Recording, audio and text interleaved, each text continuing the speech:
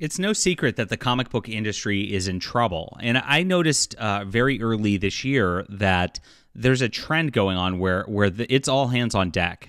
These people are very, very panicked. They're all pulling out the stops and rebooting pretty much every property with an all-new first issues collector's item #1 and inflating the numbers so it looks like it's a success. But it's not actually lifting up the whole comic industry. I've been talking to some comic retailers, and things are about as bad as it's ever been for them. And this is really, really scary. I don't really have a solution at this point because I think they've just done this one too many times. There's been one too many reboots, one too many resets. When you do a reset, the old fans jump off because they feel like the stories before have been invalidated.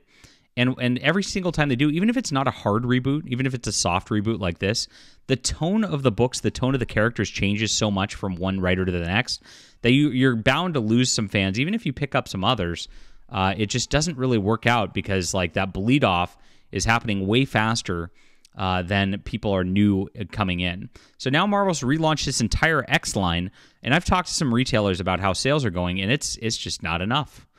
Frankly, it's just not enough. So we're going to get into the news in just a moment and talk about exactly everything that's been going on with this reboot mania that's been going on in the comic book industry. Absolutely crazy stuff. But that's something we don't do over here. This is my project, The Hidden Emperor, and I just write full graphic novels. So if you look at the way that like European books do things, and that's what I look at. You look at like Valerian and Laureline, which is really my inspiration behind this. They write a book for Valerian, and they title it like Valerian and the blank, blank, blank. And it's just a story of that universe. And you can read them in order. You can not read them in order. They're all self-contained. They don't just like end with cliffhangers. They don't end with open threads. And so it makes it very nice for a reader experience just to check out a book. And they work really hard on it. They don't rush on things like we've been working all year on this rather than just spending, a month to try to get a floppy out and having that hard deadline. And so you end up with better quality stories. And that's exactly what we're doing right here. So if you love science fiction, if you want to love something new, something different, this is a great spot to come in. Try the complete Aileron Adventures. Get in on our books. I've also got a tier for my complete collection. I've got 12 full graphic novels. We're not new at this. We're a very professional operation, and we deliver pretty timely as well. So please check this out. It's in the description below. Thank you guys so much. We want to get to $30,000. We're almost there. This is our most successful campaign to date, and I appreciate readers like you so much. Thank you so much again. So yeah, like I said, it's been a reboot mania this year. The whole trend started in January with the Thundercats. It sold over 170,000 copies. But what they don't tell you about these like giant sales numbers is it's all based on like retailer incentives and exclusive variant covers. It's a big scheme for collectors and speculators. And one retailer actually told me he doesn't even think that like 30% of the people who come into comic shops to buy comics actually read the comics. Not even 30%. That's pretty crazy. And it's such a scheme, it doesn't make any sense. These are not good investments. Like, especially when you're relaunching the 20th all-new #1 of a book. It's like, is that #1 going to actually sell better long-term than the original #1? It's not. This isn't even really a #1. We know that. And so it's really ridiculous.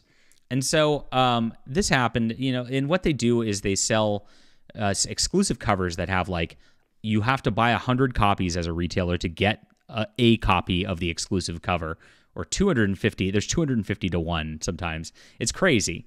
And so what they do is they stockpile all those like ones, and sometimes they just throw them away, and they sell the one copy to a speculator who pays $250 for it in hopes that it's going to be $500 or whatever.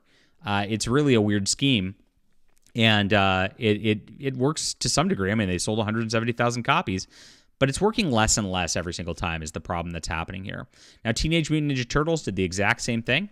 IDW's been struggling. Most of their books struggled to sell 5,000 copies. This moved over 300,000 copies for Teenage Mutant Ninja Turtles #1.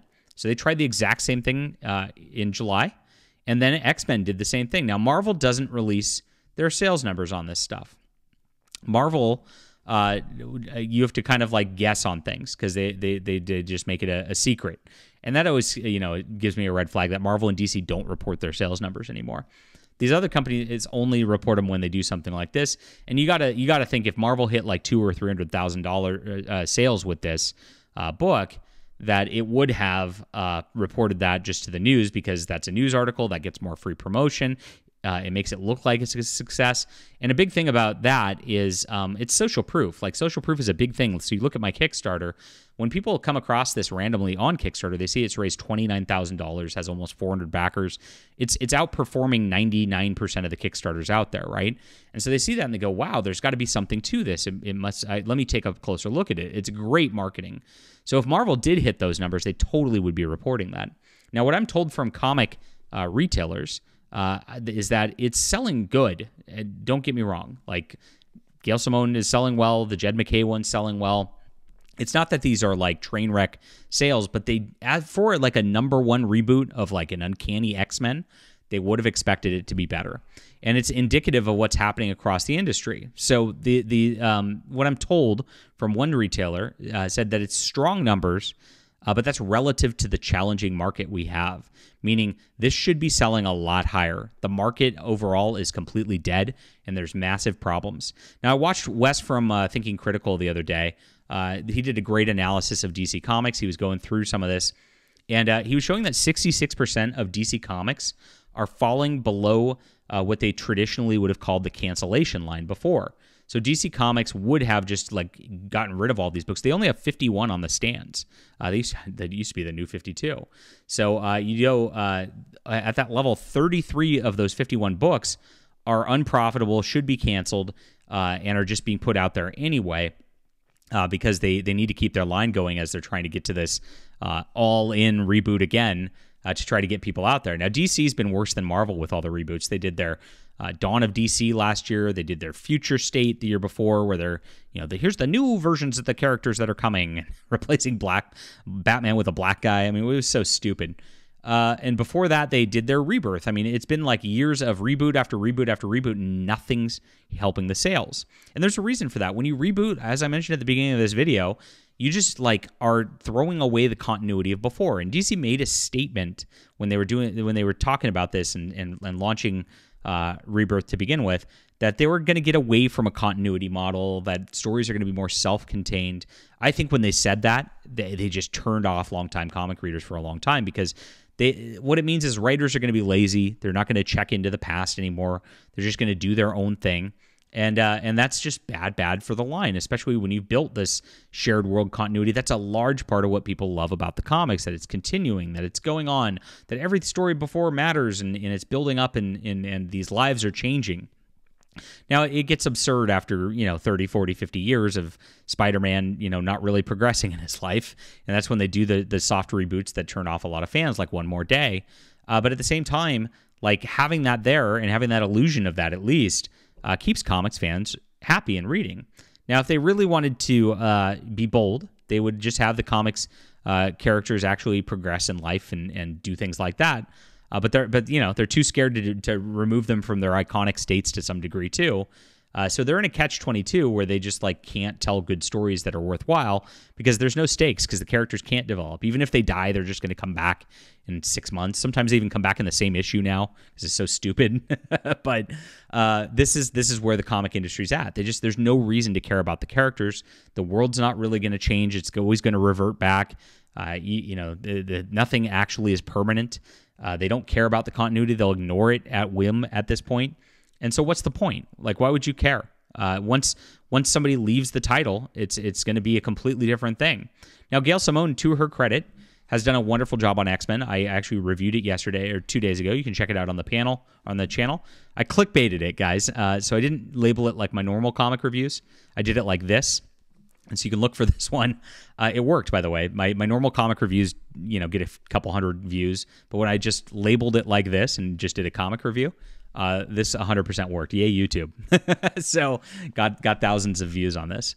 So did a good job. But the problem is, like, what's going to happen once she's off the title? Once she does her run and it moves on to the next Marvel writer, is the person going to continue things on and actually keep the characters intact? Or are they just going to start over and not care again? And that's the risk, and that's the problem, and that's why so many comic readers have been burned out at this point.